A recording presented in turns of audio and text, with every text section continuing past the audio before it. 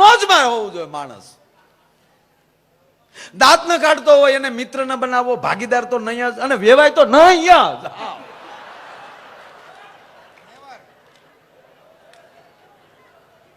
સાહેબ હસવામાં મોજમાં રહેવામાં કેટલી તાકાત છે. આ નરેન્દ્રભાઈ મોદી મોજમાં હતા તો પીએમ બન્યા. આ મનમોહનસિંહ મોજ ન કરીએ કે નીકળી ગયા કે નહીં? આ જો દાખલો આપું તમને, લ્યો ને ભાઈ, આમાં જ કરવા માંડ્યા તો ગયા લ્યો. નકર તો એની દાઢી કઈ નાની નહોતી, આપણાની તો ઝીણી ઝીણી જ હતી. અને એક વાત નક્કી છે, જ્યારે જ્યારે કઈ પરિસ્થિતિ ખરાબ બનવાની હોય ને ત્યારે કોઈક ગુજરાતમાંથી જ જાગ્યો છે. ગરવી ગુજરાત, ગરવી ગુજરાત 100% ભારત વર્ષના આપણે એ ગૌરવ લઈ શકીએ. આ ભારત ખંડના આપણે બાળકો છે, મા ભારતીના આપણે સંતાનો છીએ. પક્ષપાત ન હોવો જોઈએ, પણ ગુજરાતમાં જન્મા છે એનું ગૌરવ સાથે બોલીએ છીએ એમ નહીં. કોઈ પણ સ્ત્રી હોય એ કોકની દીકરી હોઈ શકે, કોકની બેન હોઈ શકે, કોઈની પત્ની હોઈ શકે, પણ માં ક્યારે હોય કે જ્યારે બાળકને જન્મ આપે ને પછી જ માં બની શકે છે, ત્યારે જ શબ્દ માં વપરાય છે. તો ભારત નામ છે એ સ્ત્રીલિંગ નથી, પુલ્લિંગ છે, છતાં કહેવાય માં. પણ ભારતને માં શું કામ કહેવાય? એની કમરમાં ગુજરાત રૂપી છોકરું રમે છે ને એટલે આ દેશ માં કહેવાય છે. ભલામાં ગૌરવ તો ગુજરાતી લઈ શકીએ સાહેબ 100%.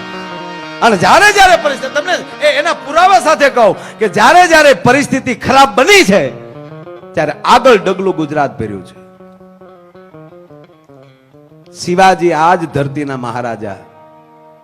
અને સાહેબ જ્યારે ખજાનો ખાલી થઈ ગયો ને મોગલો સામે લડવામાં, ત્યારે મારી ગરવી ગુજરાતે સુરતે કીધું હતું કે મહારાજ આ બાજુ આવો, અમે સામે હાલીને નહીં આપી શકીએ, પણ અમે એવું કહેશું કે તો એમણામ લઈ ગયા, પણ વયાવો સુરતમાં અમારી પાસે સંપત્તિ ઘણી પડી છે. પહેલો વેલો ખજાનો કોઈ ભર્યો હોય સાહેબ તો સુરતના વેપારીઓએ ભર્યો છે. ભલા માના. ત્રીજી વાત, અંગ્રેજોનો જ્યારે એમ કે ભાઈ કે ઉપાડો વધી ગયો અને આ દેશમાં જ્યારે અંગ્રેજોને હાકી કાઢવાની વાત જ્યારે આવી, ત્યારે પહેલી વહેલી લાકડી લોહીને કોઈ ઉભો છો હોય તો પોરબંદરનો વાણિયો ભલામણા મહાત્મા ગાંધી ઉભો છો સાહેબ. ઈ જ આપણો સરદાર પટેલ એમ કે ભાઈ ગુજરાતમાં લઈ ઉભો થયો છે, લોખંડી પુરુષ સરદાર વલ્લભભાઈ પટેલ ને મહાત્મા ગાંધી.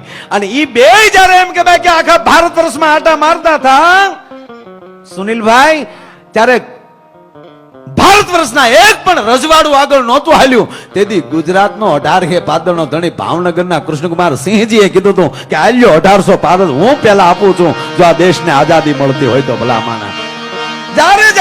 જ્યારે પરિસ્થિતિ એવી બની છે ત્યારે કોઈ ગુજરાતી જાગ્યો. અરે છોડો ઉદ્યોગો ભાંગી પડ્યા ત્યારે પહેલો વેલો કોઈ એવો ઉદ્યોગપતિ માથું કાઢ્યું હોય તો સાહેબ આપણો કુકસવાડાનો ધીરુભાઈ અંબાણી. ભલા માણા કે જો એ જોઈ કે અરે માણાને ડોકમાં ઘરેણા ઘટવા મળ્યા. કોઈ એવો હોની જાગ્યો હોય તો ત્રિભુવન ભીમજી ડાઠાનો ગુજરાતી. ભલા માણા. અરે મુંબઈમાં દૂધ મળ્યું ઓછું થવા તબેલા ખેંચ્યા તો અબ્દુલભાઈ ખોજો ડાઠાનો નીકળ્યો. ભલા માણા. દાદાબા દાદી ભેગું એમ. અને સાહેબ માણસ પાસેલી શાસ્ત્ર મળ્યું ખૂટવા, જ્ઞાન મળ્યું ખૂટવા. સંતો ઘણા હતા, મઠિયું બાંધી બાંધીને બેઠા હતા, આશ્રમો બાંધી બાંધીને બેઠા હતા, પણ હાલતી ચાલતી એમ કે સંસ્કારની યુનિવર્સિટી કોણ? ત્યારે પણ બે ગુજરાતી ઉભા થયા, એક ડોંગરેજી બાપા, બીજા પૂજ્ય મોરારી બાપુ, ત્રીજા રમેશભાઈ ઓઝા. 3 ગુજરાતી. ભલા માણા તમારું શું ઘટે એ તો વિચાર કરો તમે. અને આજ દેશ જાણે હલબલી ગયો તો ડોલર મીડા માથું કાઢવા અને વડાપ્રધાનના મોઢા મીડા હિવાવા.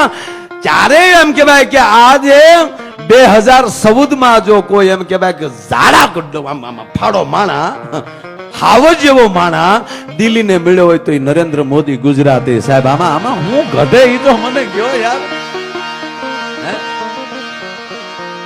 सारे जहां पे अच्छा हिंदुस्तान हमारा है तो 100%. પણ ગુજરાત તો બાળક છે સાહેબ, છોકરો છે. અને ઈ છોકરો પરણે ને એની પુત્ર વધુ આવે અને એના સંતાનો કાંઈ કેમ કે ભાઈ કેમ ઝાડા બળિયા થઈ શકે. ભલા ગુજરાતી હમણાં એક આપણો ગુજરાતી